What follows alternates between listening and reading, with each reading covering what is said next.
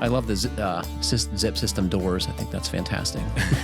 Those are never changing. He's going to have that. It's going to be like that in 10 years. He's going to come back with another Just trim them out to match the rest of the building. Yeah. I think it's a great test. I think we should follow up with him in a few years.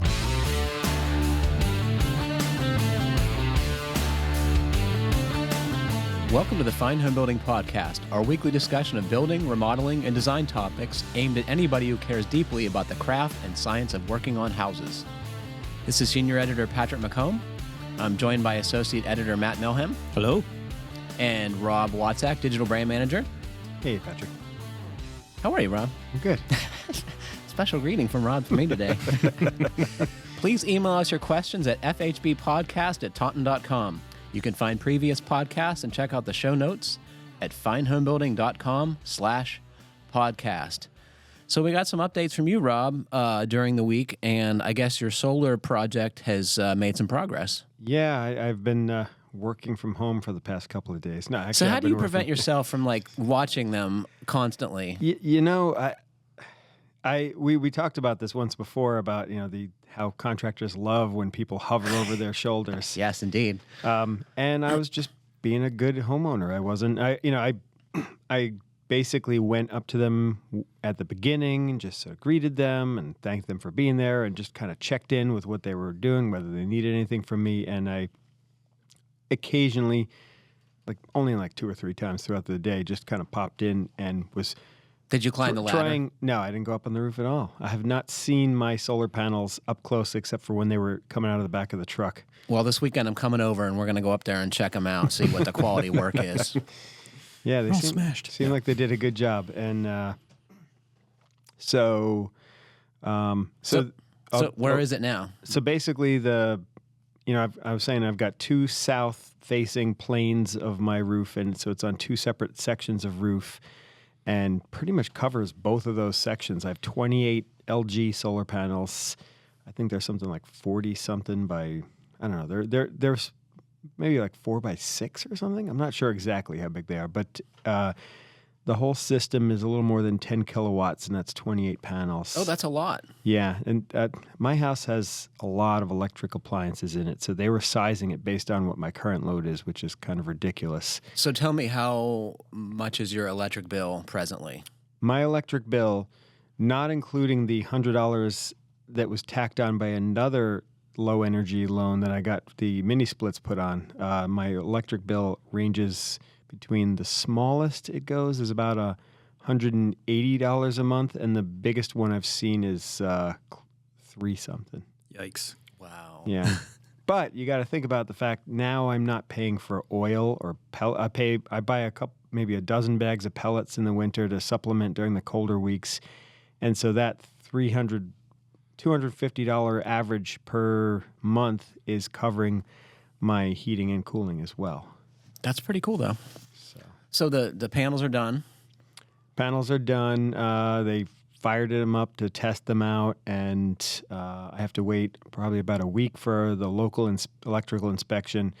And then once they sign off on it, the utility company comes and checks it to make sure that they're happy that it's sufficient to tie into their grid. Do you have to be there for the inspections, or is that the responsibility of the contractor? I know that the contractor will be there, so I'll need to at least arrange for him to get inside the house. I'd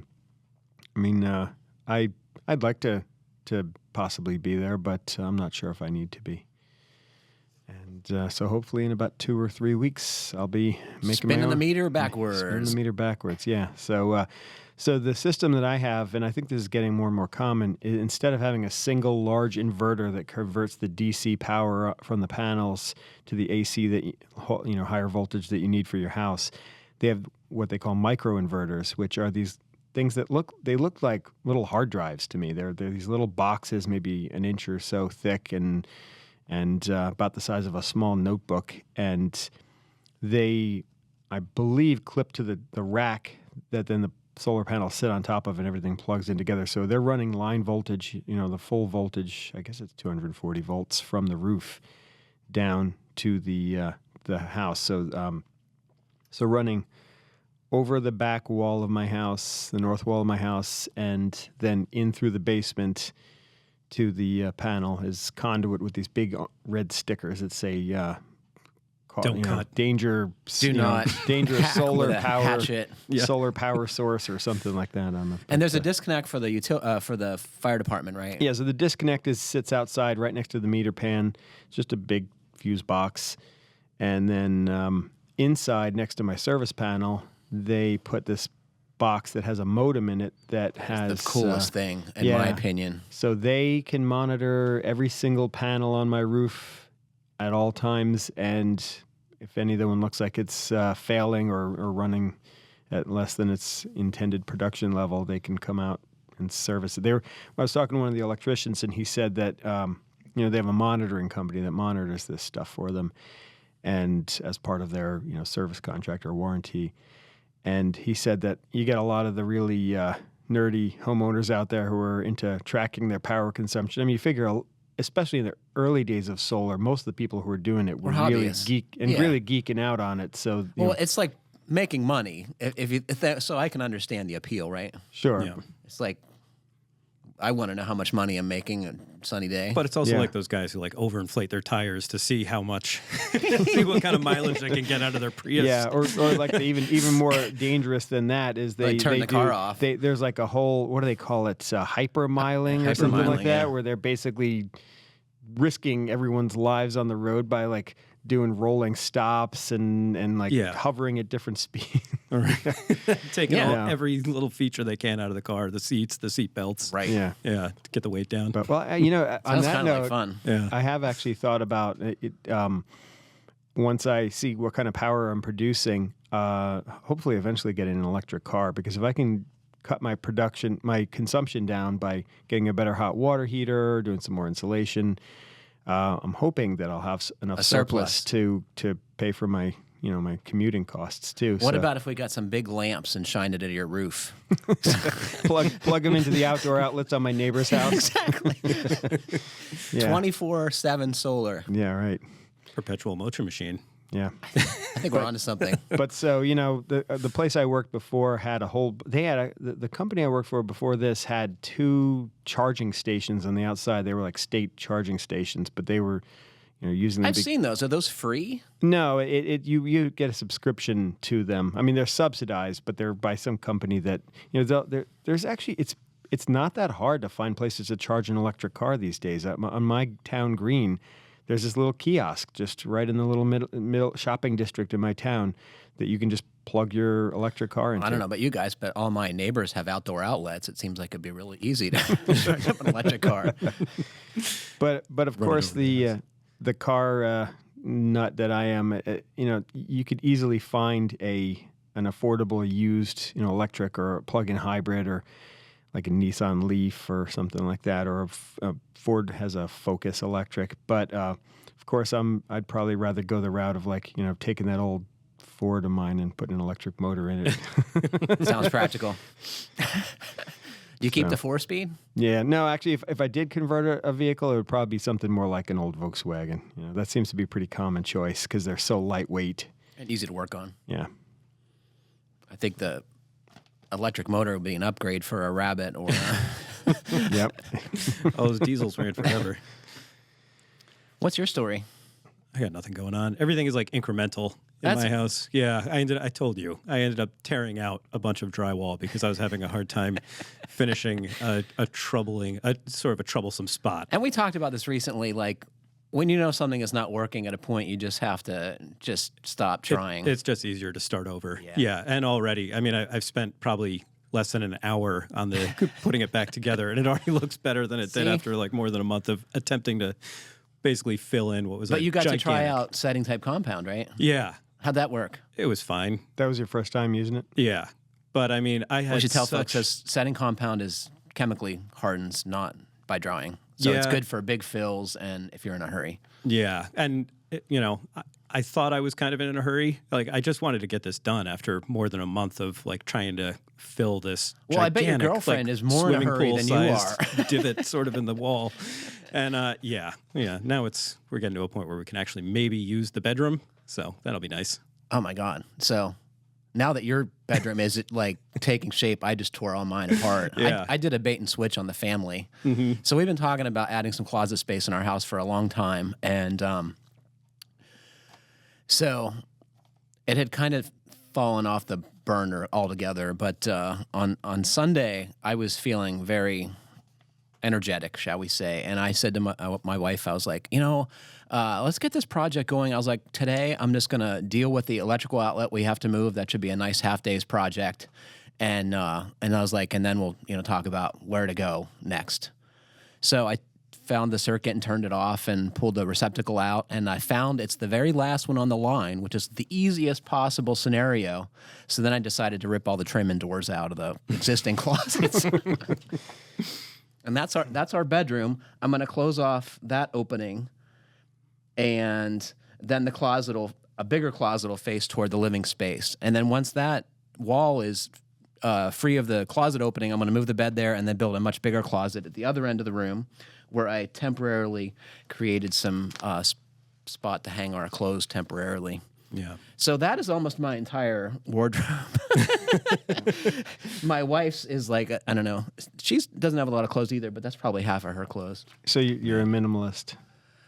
If I could wear the same thing every day and get away with it, I totally would. I loved having a uniform when I briefly had one. That was awesome. I was discussing that with my 12-year-old daughter just the other night, and she actually thought maybe not a uniform, but a dress code would not be a bad idea, because that's the hardest time of the day for her, is deciding what to wear to school. And we actually stumbled upon this documentary last night that we didn't watch the whole thing, but it was called The Minimalist, and it was these two guys who they had these high-power corporate jobs, and they were just burning themselves out and always trying to get more and more and more, and they just one day just sort of decided to that they didn't really need all that stuff. And so they have like just enough chairs and just enough pieces of clothes in their house, and they're traveling around the country sort of promoting this book they wrote about that. And sure enough, right after we walked out of the room, my daughter's like, "We don't need this pen right here." and I'm like, if you throw out all of your clothes because you want to become a minimalist, I'm not buying you new clothes. Yeah. I don't need these textbooks either. Yeah. She's going to start throwing away your bicycles. I've been thinning the herd. I just sold a whole bunch of vintage boat motors, and I love that you not only have a vintage boat motor, but there's more than one. And then you told me you actually still have one. Yeah, I still have one, of course. If you like Rob on this podcast, you'll see him on next season's Hoarders. No. My wife was watching Hoarders the other night, and she's, I ran downstairs and started stripping bikes to throw some of them out, because I was like, is she going to call me a hoarder? Is she going to call the show? As long as it looks neat and organized. Although there, so I think that's the difference. No, not really, because there were some hoarders where there was this one hoarder. Really? There was this one woman who Tidy just had hoarders? she had hundreds of clear plastic bins that filled her entire house with these tidy little collections. Because the whole thing about hoarding, the difference between being on American Pickers and being a hoarder is that hoarders are, they're filling a void in their life because of a loss. The loss of a family member, a loss of control, a loss of something. And this is control. So it was just about control. And so American Pickers, on the other hand, they're collectors. Yeah. They're people who appreciate fine junk. I love watching American Pickers, but I cannot watch Hoarders. It is too hard for me to watch with my OCD. I just want to start cleaning my stuff and then go over and help them. Yeah. Just want to burn their houses down. Some of them are really scary. Oh my gosh. Sad. It is sad. This question is from John Pecha of Harlan, Iowa. John, I'm sorry if I'm saying your last name incorrectly. He writes, I love your podcast and magazine. I am a home do-it-yourselfer with a few projects under my belt over the years, such as replacing my windows, doors, siding, and flooring. I had a question regarding miter saws. I'm looking to replace my old miter saw and considering the options of corded versus cordless. I mainly use the saw in a garage workshop, but do take it outside for the occasional project or to a neighbor's house.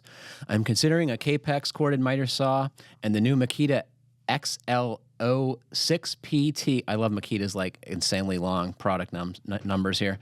They both have great dust collection, cutting power, and accuracy, which is why I'm considering these two different animals. I'm really interested in the battery-powered version, but I am leery since it is uncharted territory for me. I'm hoping your staff can shed their more experienced input and firsthand knowledge on this topic. Thanks. So, now, didn't you just come back from that event where they had the dual-powered saws recently? So, this is something I've been following for years now, right?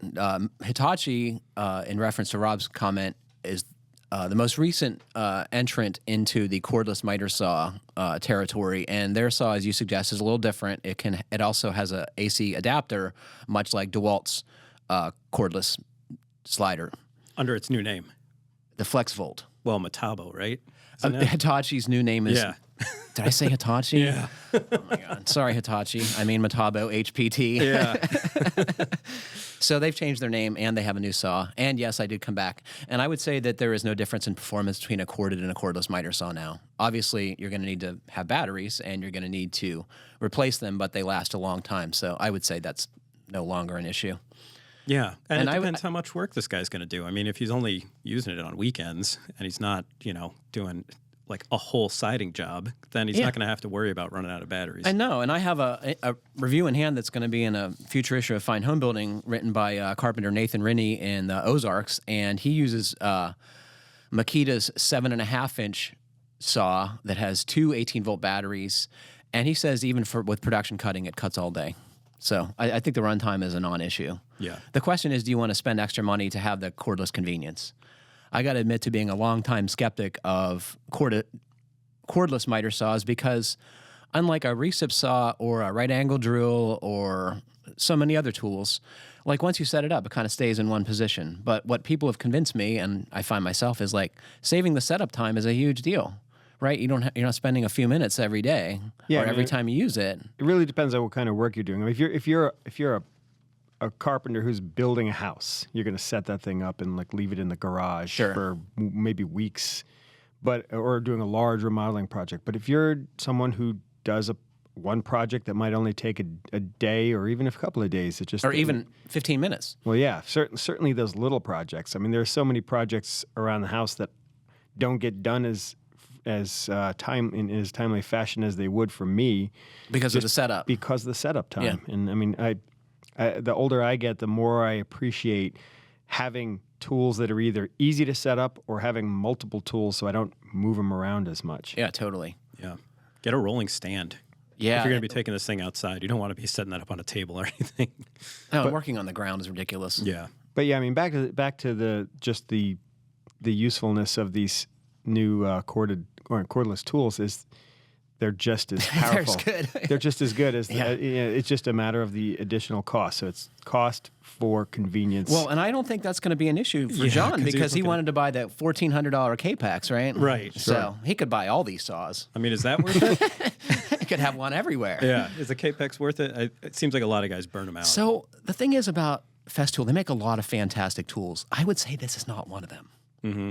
This is, I would say, it has problems with the motor. It doesn't have the capacity. Well, and the thing is, there are a lot of Festool tools that are unique in the marketplace and that serve really amazing, special functions. Yeah. Like, I mean, the sander, grinder, the Rotex stuff. That stuff is just there's nothing like it. And Bosch has one very similar, but they are by all accounts very good. But yeah, as far as basic tools like a compound miter saw, I mean, I'd say any of the big brands are probably on compare. Mark Clement recently tested cordless miter saws for Fine Homebuilding, and we'll put that link on the webpage. But his favorite was the DeWalt FlexVolt. All the others were fine. The one exception to that is Milwaukee's 18-volt, 12-inch slider. By all accounts, it's a turkey, so don't buy that one. Yeah, I've heard that has a lot of flex in the rails. The flex in the rails is its deal breaker. Yeah. It just doesn't cut accurately because there's too much movement in the slide mechanism. So that's really all you need from a slide saw is for that to be precise, and they missed the mark. There's certain tools out there that they add these unique features supposedly for convenience or comfort or ergonomics or whatever. Like the one that bugs the heck out of me is the Bosch with the rotating handles on their compound miter saws. You can rotate, I think, vertically or horizontally, and it makes it less rigid than the handle on most other saws. And I found I know what you're talking about. I found that in heavy use, those things have failed. Broken on. I've seen it multiple times. The DeWalt 12-inch slider is the one everyone says to get if you want a cordless one or a corded one. And if you want to go less expensive, the rigid tools, the miter saws do very well too in our testing, both corded and cordless. I've got the Hitachi 12-inch slider. I love that thing. Cool. Yeah, it's fine. And what did you pay for that? I don't remember, $349 maybe? So that is so much less expensive than the cordless version, right? I mean, you can almost buy two. Yeah. So that's something to think about. And you don't have to replace batteries ever. Because batteries do wear out. No doubt. Yep. Now I'm still working with my old Hitachi with the small blade from 7.25 or 7.5. Yeah, it's probably like 20-year-old single saw. bevel. Yeah, that's a great tool. So I have a 12-inch DeWalt that's now probably 15 years old, and it's fine. Like, they don't wear out if you don't use them every day. Yeah. So, hope that's helpful, John. Who wants to read this next one? I didn't even bring the questions up. Well, there we go. Unless I can borrow yours. You do so much better at reading these things than I'll you do. I'll try. This was really long when I was trying to pawn it off on one of you guys. I usually tend to paraphrase when I read these things anyway. Well, so, I should. Yeah. This is from Michael Jensen of South Central Wisconsin. He writes, I work in property damage assessment and repair. We have a condominium project where a hardwood floor was severely damaged by a long-term leak from a dishwasher. The floor is 3/4-inch maple glued down to gypcrete on spancrete. We should clarify what these things are right away. So gypcrete is a poured underlayment. It's used for entombing. I don't know if did I make up that word? Hydronic heating tubes. Entubing. Entombing. I like that. I'm going to have to use that. They also use it for like floor leveling and sound so dampening. It's super liquidy. They pour it down, it self levels and hardens up. And spancrete, I had to look this up. I didn't know what this was. Is self-supporting concrete. Is it like Streskin panel kind of things or precast I think it's precast, but I don't know. It says there's a parking garage under the unit, so we can imagine what it looks like anyway. As you can see from the photos, the gypcrete came up with the hardwood. It was a very labor-intensive process. We do a lot of flooring repair and haven't seen this exact method of installation. So this is a good reminder of how much of construction is just horrible, nasty, hard, backbreaking, disgusting work. Yeah, I mean remodeling in particular, because you just never know what you're getting into. Such a mess. You know? It's just horrible. I've never seen anything like that. And it can be a little bit of a head scratcher. Like, am I doing this right? Right. All this stuff is coming up. I don't know. Is it supposed to be here? So for everyone who's not looking at the pictures, it's a picture of a nice maple hardwood floor, or is it oak? It's maple. A nice maple hardwood floor that's sitting on top of what looks like about 2 inches of just crumbling mess that's sitting on top of a concrete slab, and they've got a couple 100 feet of it torn up with the remainder of the floor just sort of dangling over the crumbling gypcrete. And like, why? Well, okay, so I tried to find any other examples of this type of installation, and I found this company in Tennessee called Stover's Liquidators that sells. I love it already. That sells. They deal in a lot of materials, but they specialize in hardwood and wood flooring. And they had an article about people gluing down solid hardwood floor, because it's not uncommon to see glue down engineered flooring, because the stuff is really stable, and so it's just like gluing down any other engineered or manufactured product. But you know, with the movement issues in hardwood flooring, it just seems like an odd choice. But I think people do commonly glue hardwood, non-engineered, to concrete slabs. But I think the issue is the house has to be air-conditioned and relatively consistent. And you have to make sure that slab moisture content is low enough. Sure, and you have isn't to make transpiring sure that, moisture. Absolutely. And that the wood is acclimated properly.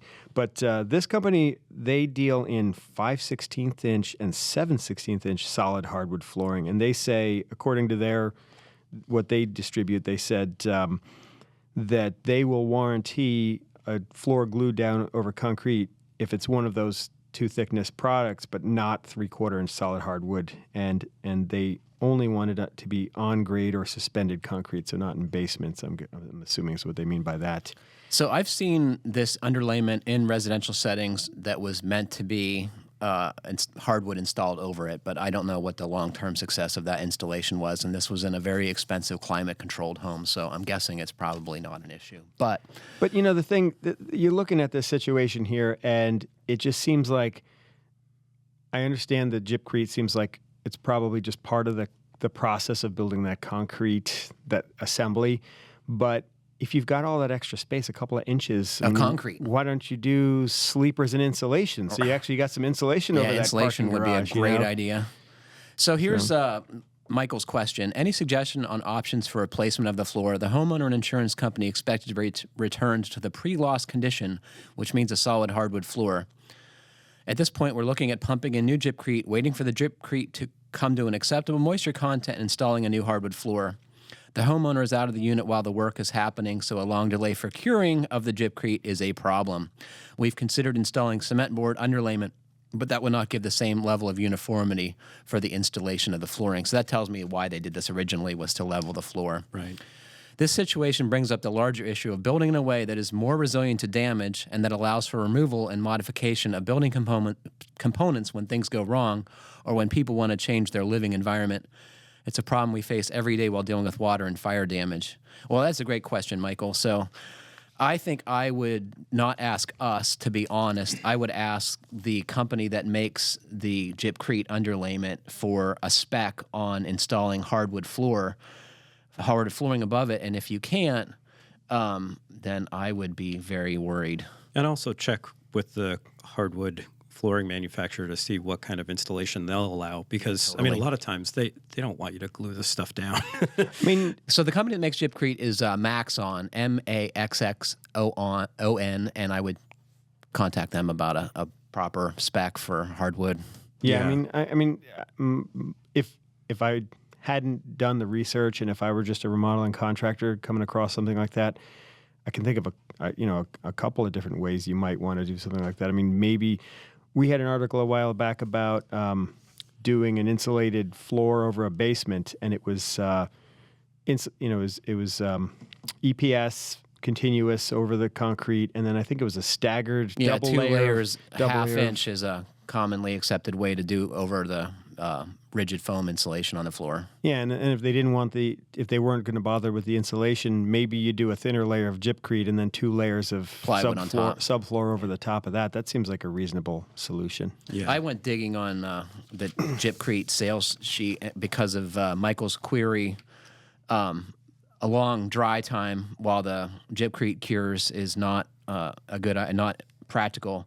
But they say with adequate heat and continuous ventilation, 5 to 7 days is customary for a 3/4 inch layer, and they don't say in there what adequate heat means, which probably means a lot. Now, he did also mention at the end there the whole idea about resilient construction details, not in resiliency what we hear lately about, like energy from energy standpoint, from a construction standpoint. The most common insurance claim is a damage from leaking water. Yeah, so we were just talking about this in the office just earlier today in response to that earthquake, which I'm sure you're going to mention later on in the podcast. You have to remind me. Yeah, I'll remind you. But, the idea that it doesn't take much for modern houses to get damaged by just a small amount of moisture where, we were talking about coastal homes being damaged, and the reason why it costs so much nowadays is because in the old days, coastal homes would be built out of solid wood and concrete, and that's about it. And they were tiny, and they were meant to blow down every once in a while. Yeah, and then even if they did get flooded, you just dry them out because there weren't any water-sensitive materials in there that would get destroyed in a matter of minutes or hours. They would, it would take months or years for water to damage those materials. So, what do you think about the gypcrete? What do I think you should do? Yeah, I don't know. I mean, probably some sort of floating floor. I mean, you could, like you guys said, you can put down the plywood and then attach the flooring to that. Yeah. I don't know about gluing this stuff down to the gypcrete. I don't know how strong that stuff really is. From my understanding, I mean, and you look at that, like it has decent compressive strength, but it does fracture.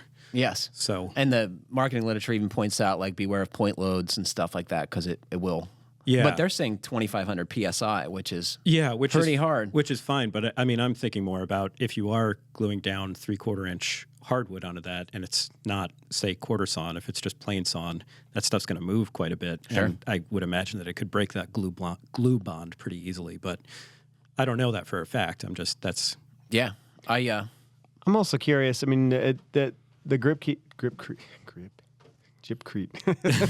gets poured right over the solid concrete, and I don't see any sign of any kind of moisture barrier in there at all. I mean, if there's a unconditioned parking garage down below, wouldn't you think that some of that moisture is migrating through the slab? Absolutely, especially if it's not coated on the other side, on the garage side, right? If painted or what have you. But yeah, I don't know how much of an issue that would be as a ceiling, right? Like it's going to have less water on it than a floor, obviously, with vehicles coming in and are wet. But I presume there's some kind of evaporation that's going to find its way through that concrete.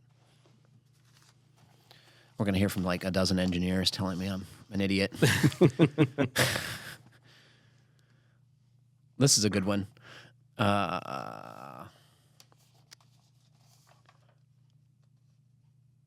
Okay.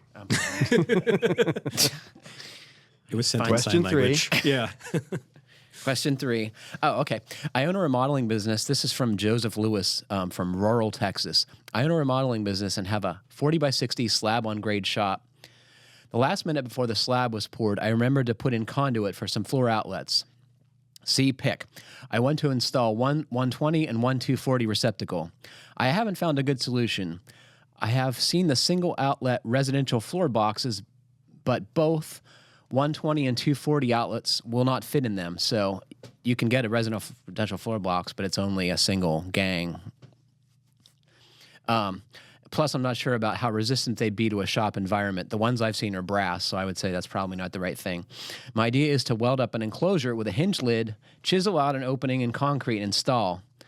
I'm concerned about water sometime getting in a floor shop outlet. GFCI breakers? Wow, this is a great question, and this demonstrates how much of electrical work is knowing that there's a thing exists to solve the problem that you have, right? There's some fitting, there's some box, there's some manufactured product that allows you to do the stuff that you're trying to do, and that exists because it has to be tested. It's like, I love the idea of welding up a floor box, right? My DIYer and hacker DNA love that, but you're not allowed to do that kind of stuff with electrical work. It has to all be UNL approved. Well, and I wonder if he means that he would actually make a larger enclosure and maybe have boxes maybe, and inside that might be okay. Yeah, I think that might be okay, especially because if anyone goes on our website and looks at the pictures that the guy shared, or if you're watching on YouTube. So there's his conduit. So looks to be 3/4 inch to me. But the thing the thing that concerned me is that it's not just a woodworking shop with a man door that he's probably going to have some stationary equipment over. I saw some large machinery. There's a skid steer in there. There's a skid steer in there, and there's no electrical outlet I know it can hold up to a skid steer. Yeah, and then he's got he obviously is some sort of fabricator because he's got that. He had a big Hobart welder in the background there too. So I would say that normally I would think that you would do something like one of those typical floor boxes. Yes. But it looks to me like he probably wants to keep this floor clear and adaptable. So here's what you need, Joseph. A Lew electrical floor box. Lew is the manufacturer. They come in single and multi-gang varieties. I picked out the model SH 6262-58 2-gang partition box. And this is a heavy-duty steel box. It's meant to be placed before you pull it to the concrete, but I can't see any reason why you couldn't chip up the concrete and put this in its place and then patch the concrete around it. Wow, the thing's made out of cast iron. Yeah, and the top is brass, so it's corrosion resistant, right? And that can be fitted with any number of covers, and some allow you to plug the stuff in and close the lid over the plug itself and have the cord come out through a little notch. And these are made for an industrial environment, so I think this is exactly what you want. Seems like a good idea. If you want to go the down and dirty way, but I'm not recommending this because I see you have that skid steer that you're probably driving around in there. This is more of a commercial, like in a doctor's office or whatever. I've heard these described as tombstone fixtures.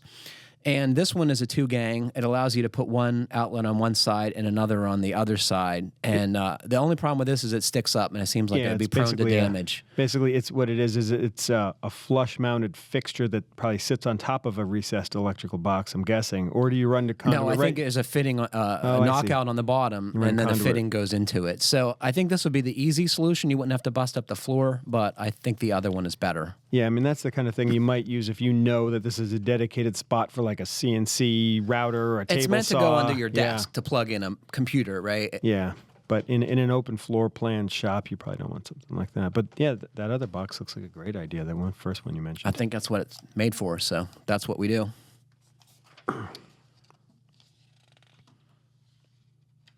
Thanks for the question, Joseph. We got one more. We have time for one more, Jeff? I think so. Oh, yeah. Whew, thank goodness. This comes from... See, I don't staple these, and that's a mistake. You just throw the pages on the floor when you're done with them. I'm a disaster. Oh, my God. All right. I don't know who this is from. Jimmy. Last week. All right, Patrick. Anybody watching the video? I just threw them on the floor and then I picked them up again. Okay. All right. I have a problem. Not me. Well, you too. Yeah. This is from Kenneth Clark in Fort Worth, Texas. I have a problem. I'm finishing up my wood shop and have some air quality issues. It's my full-time work day abode, so I want to get it right. It's a 400 square foot 2x6 framed zip system sheathed rock wool insulated, for the benefit of my wife and neighbors, semi-permeable membrane coated with hardy siding and attic access door shop. Wow.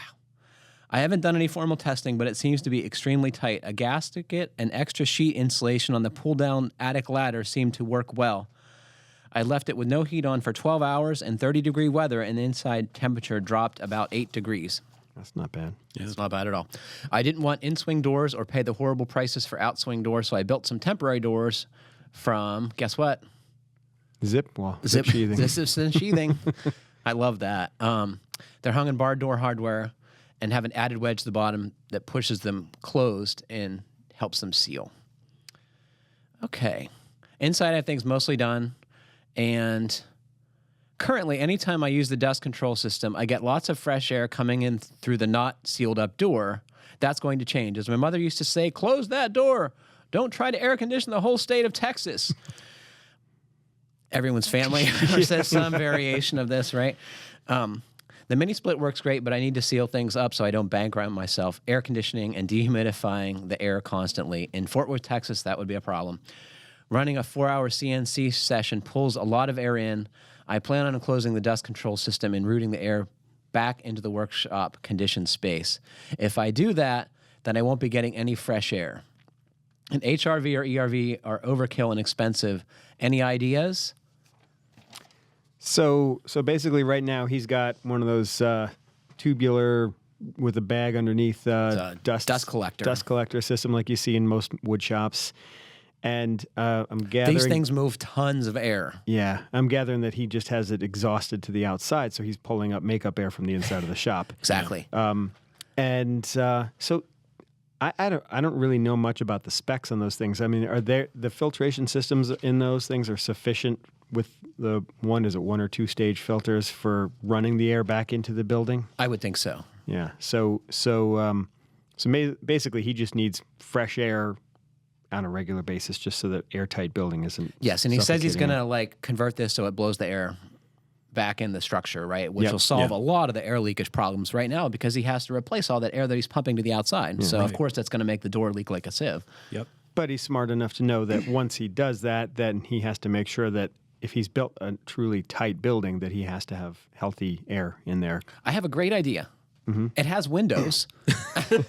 Open the window once in a while, or open the door slightly. But now he said that HRV ERVs are oversized, but aren't some of those little guys like suitable for that small a building? I mean, they're only a few $100s. What I don't know about HRVs and ERVs is just about everything, except that they're very expensive and I don't think they're made for this kind of environment with all the dirt, but I could be wrong. Yeah, I mean, that is true because basically the way, and if you ever looked at the inside of the core in the middle of an HRV or an ERV, it's basically, it looks like a stack of corrugated plastic, like that sign material, but where the holes are alternated at 90 degrees on every layer so that you get cross flow from two different duct systems. Getting the heat from the exhaust airstream to temper the incoming air. So basically, you've got these tiny little orifices through those layers that, I imagine if there's any moisture in there, they're just going to fill up with dust. Yeah. You definitely want to talk to the maker of this thing about where you're going to install it for starters. Yeah, right? I mean, if you were going to install one in a place like this, I imagine you'd want to have a pretty good filtration system going into the ductwork of it. But I do think, what is it? Is it Panasonic or a couple of those companies? If you go into like EFI, that Energy Federation, they do a lot of, they supply a lot of ductwork, ventilation stuff for high performance homes.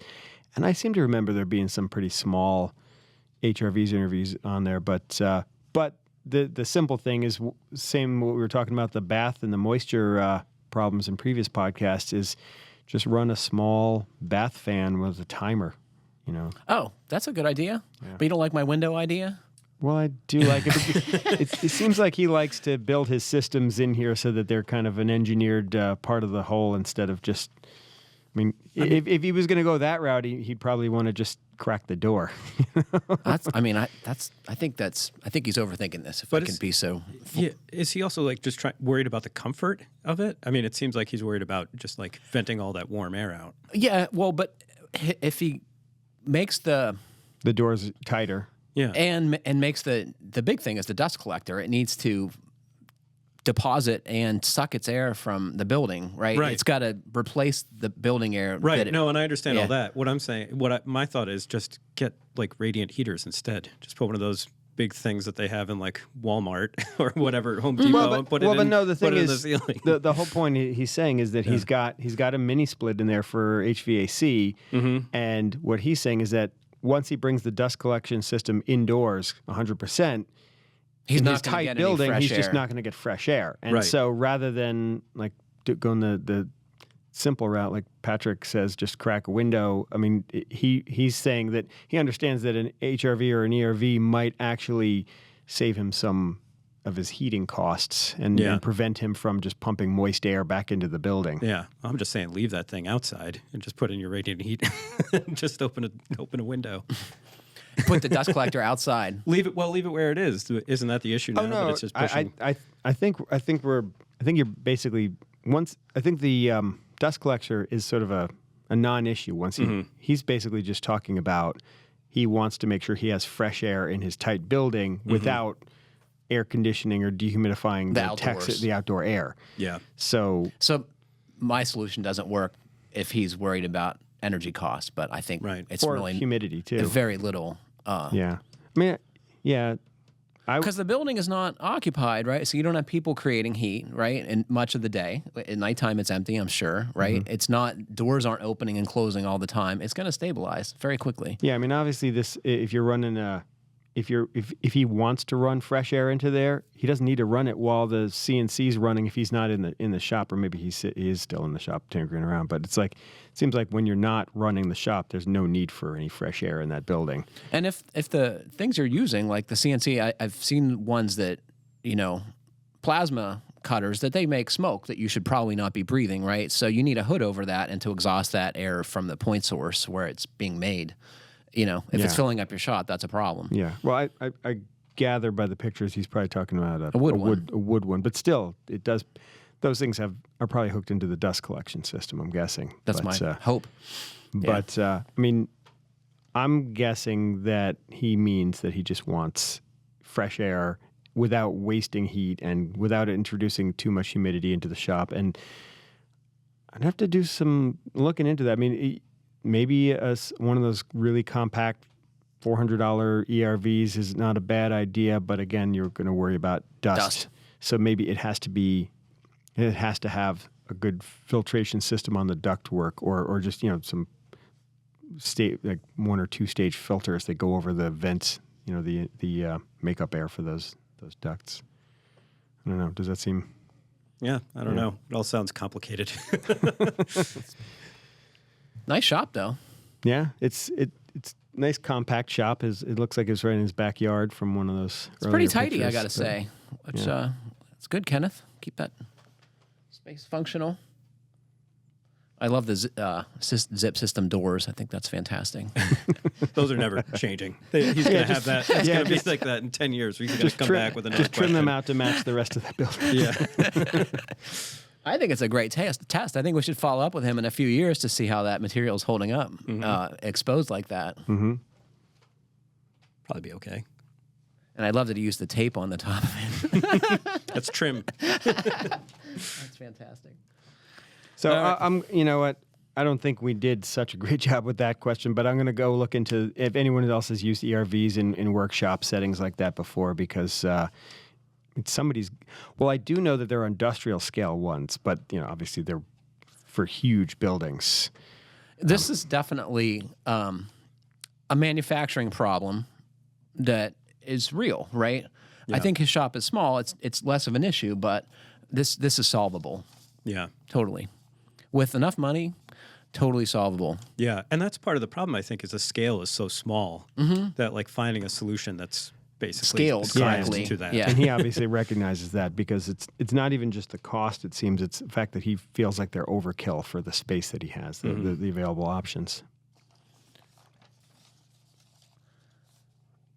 I think you're going to dig into that some more. Yeah, I'll definitely put it in the notes on the podcast. I'll try to find some references to people using ERVs in shop spaces, because that that's so dust, mold, whatever you've got in a space, got contaminants. It's got to be you got to be careful with that stuff. Yeah. Well, now you told me to remind you, Alaska. Oh, yeah. So we've had this ongoing discussion about resilience and disasters, and I happened to see on my Facebook feed this morning some photos from Anchorage. There's a contractor up there who's a helical pier installer, and he's often called to fix foundation problems. And there's obviously a lot of work after this most recent earthquake, which was huge by earthquake standards, more than 7, right? Mm-hmm. And the building he had posted photographs of had completely sunk into the soil, so that it looked like it was a foot lower than it was before the earthquake. You had showed me the first picture, which was a close-up, which showed blacktop up higher than and it looked like, the side of the building. I think they call it a slip fault, right? Yeah, where one side falls and one side raises, or vice versa. Yeah, so at first I was like, oh, they're going to have to repave their driveway because the asphalt rose up. And then you show me the wide shot, and the entire one whole wing of this building was tilting at about 5 degrees and had sunk where the ground had fallen in below it. So he thinks this was, and I think he's right, is it shows bad compaction, right? It was poor soil prep that allowed it to liquefy when it started shaking, and it caused this building to sink. So it looked like a teardown. Now, is Anchorage an area where they have seismic requirements in their code? Do we know? Do you live in this country? No, but I mean, in certain parts of the country. Are you not familiar with the activity of seismic stuff in Alaska? Well, I guess not.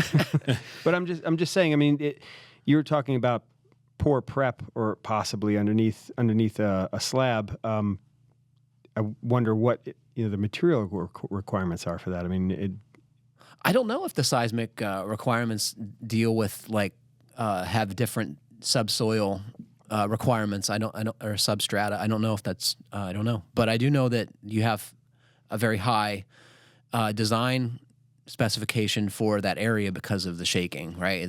The rules are hard. Mm-hmm. Stuff has got to be tied together because it shakes apart.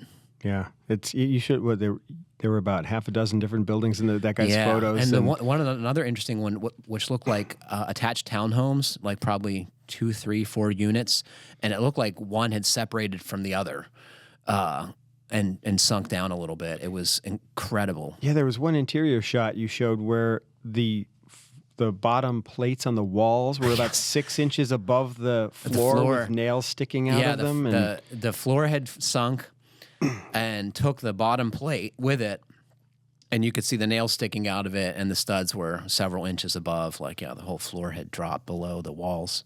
How's that happen? Yikes.